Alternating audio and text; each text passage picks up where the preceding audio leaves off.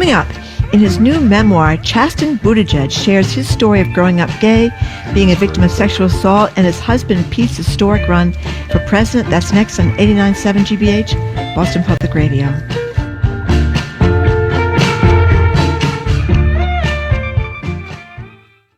It's officially autumn in New York. Welcome back to Boston Public Radio. I'm Jim Brody. She's Marjorie Egan. Last March, when Pete Buttigieg ended his presidential campaign, he pointed out how his history-making candidacy had triumphed. Send a message to every kid out there wondering if whatever marks them out as different means they are somehow destined to be less than. To see that someone who once felt that exact same way can become a leading American presidential candidate with his husband at his side. During his campaign, we got to know the husband at his side, Chasten Buttigieg, and the historic role he played in the presidential race. Now you can meet him on his own terms, through his own words, by way of his new memoir. It's called I Have Something to Tell You. Chasten Buttigieg, it's great to have you here. Thanks for calling in. Hey, thanks for having me. Pleasure. Yeah, thank you very, very much for being here, Chasten. So before we get to your book, I have something to tell you. I assume that you and Pete, or Peter, as I guess you call him, watched last night's debate? Well, that's the job, so we sure did. What'd you think? And?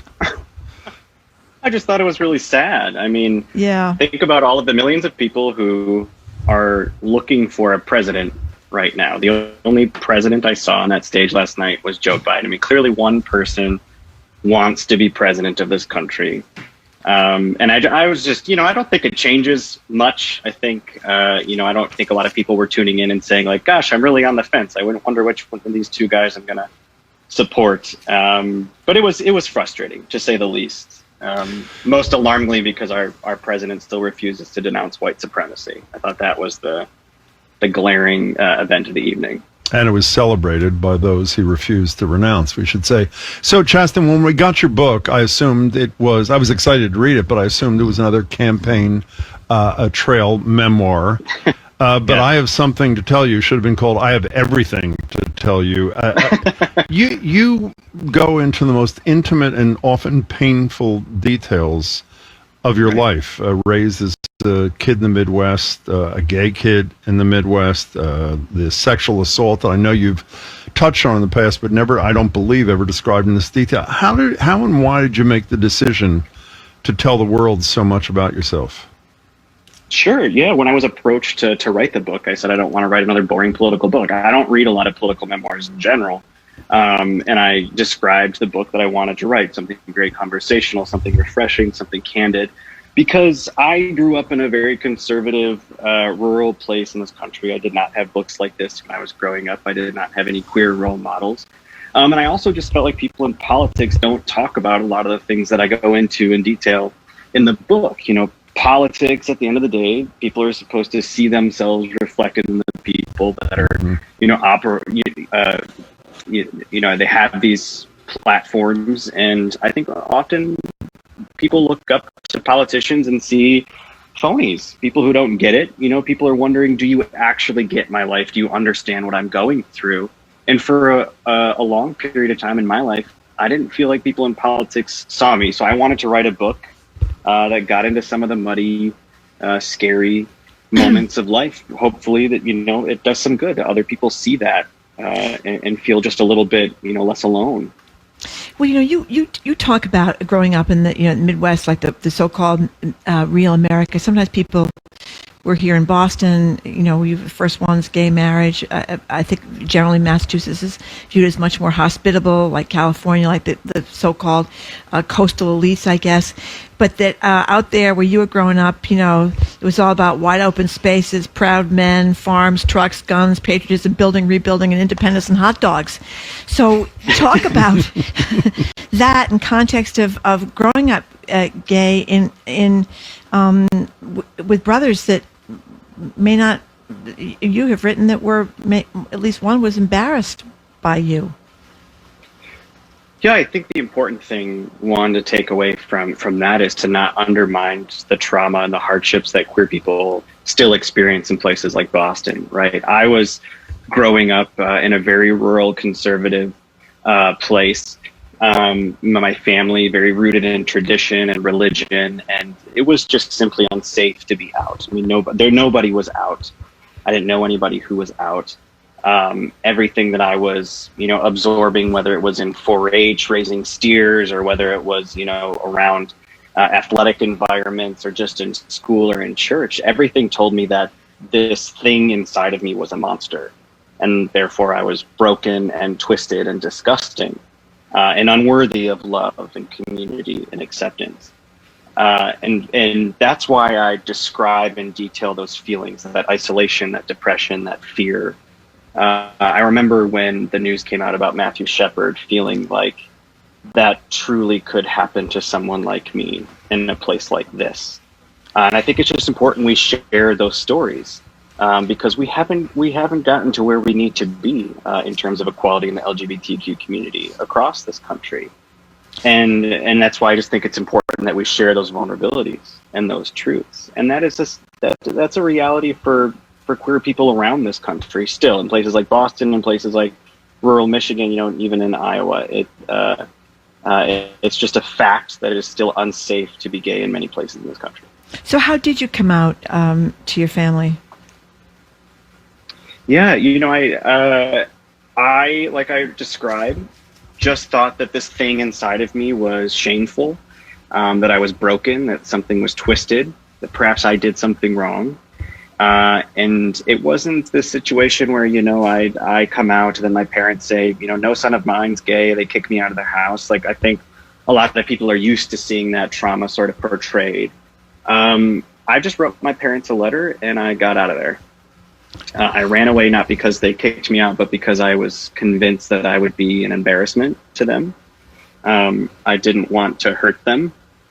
And frankly, a lot of what I learned caused a deep-seated homophobia that even I told myself I was unworthy of that love.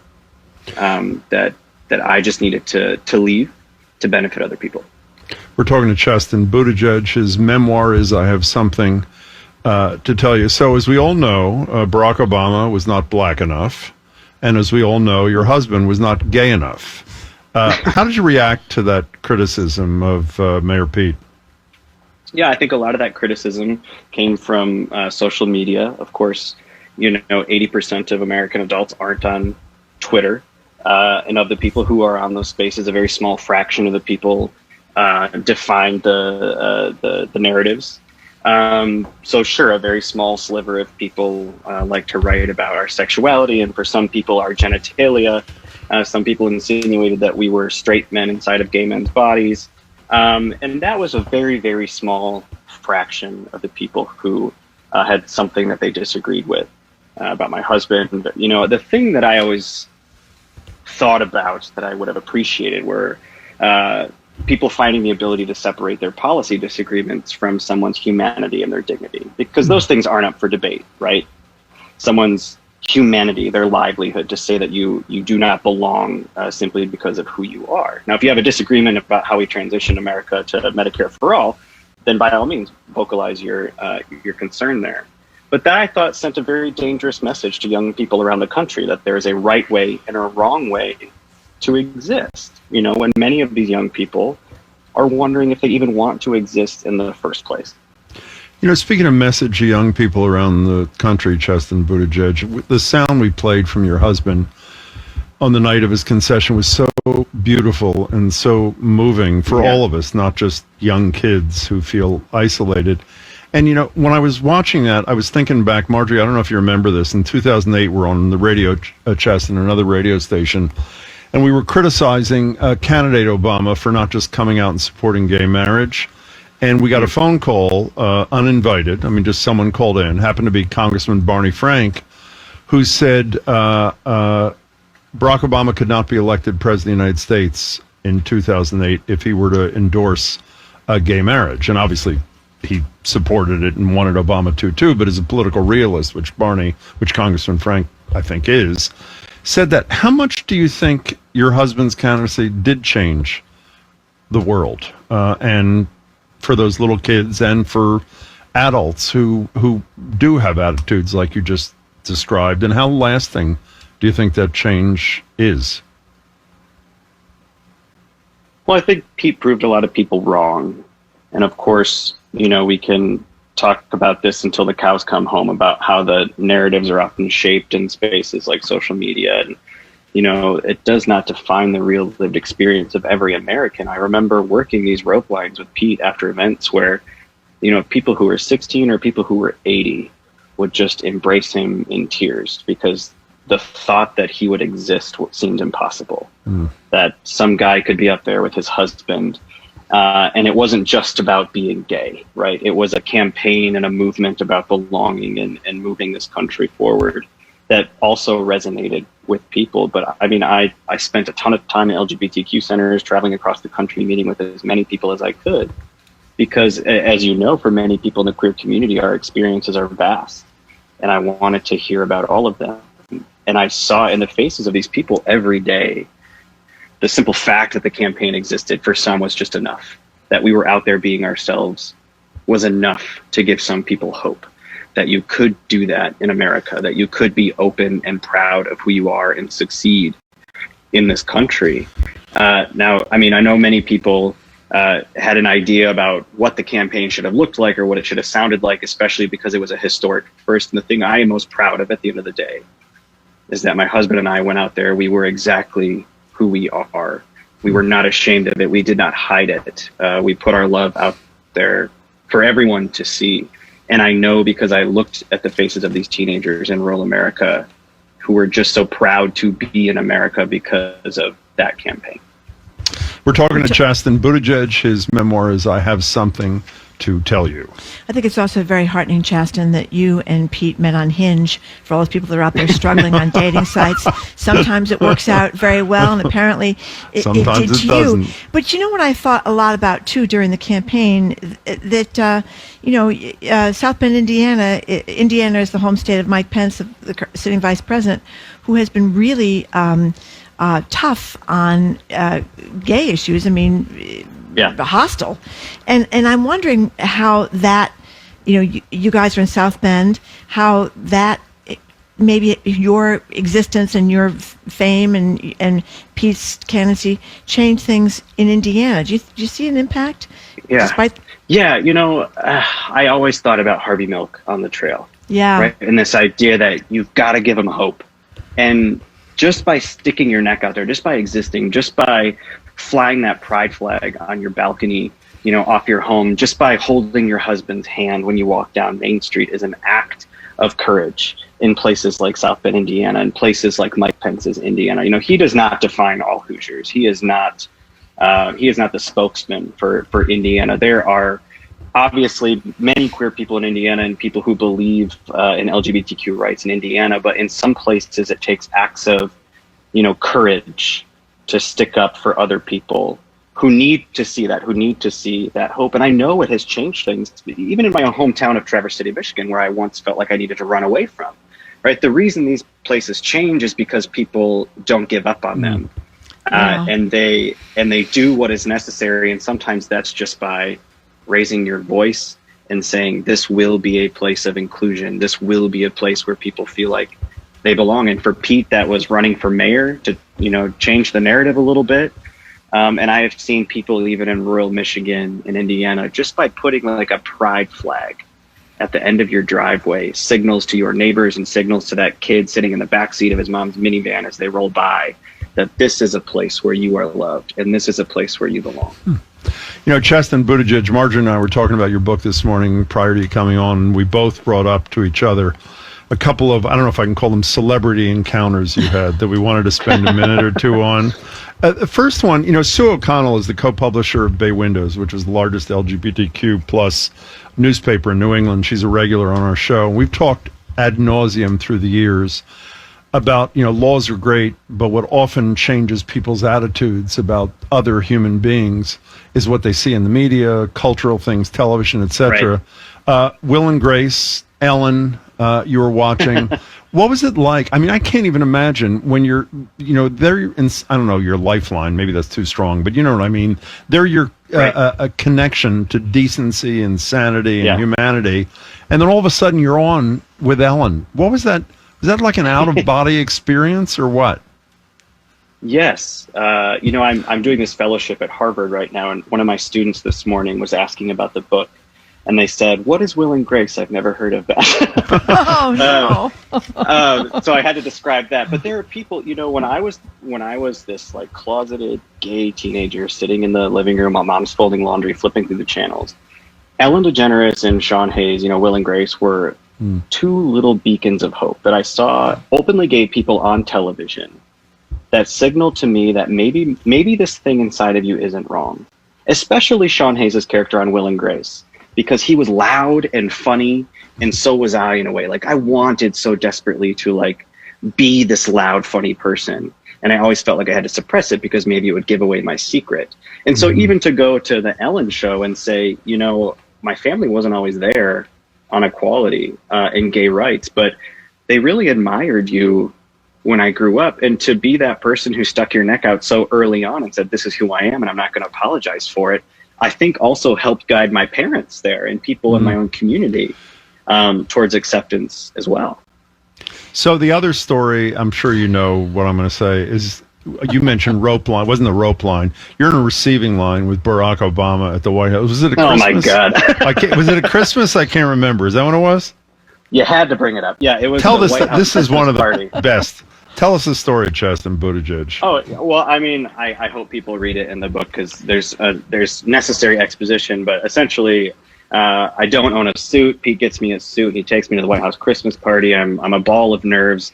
I feel like an imposter. I don't belong there. He pushes me through the crowd. The Obamas are working this little rope line saying hello to people, and I'm trying to wiggle my way up to the front to greet the president. And just as I'm reaching my hand over someone in front of me to try to get a handshake, this guy comes barreling in behind me and just kind of like hockey checks me, right? And I turn around to see like, what jerk just did that move? And while I'm turning to see, who just bumped me, President Obama grabs my hand. And so I turn around because I feel someone holding my hand, and then I see it's him, and I recoil. I was like, oh shit.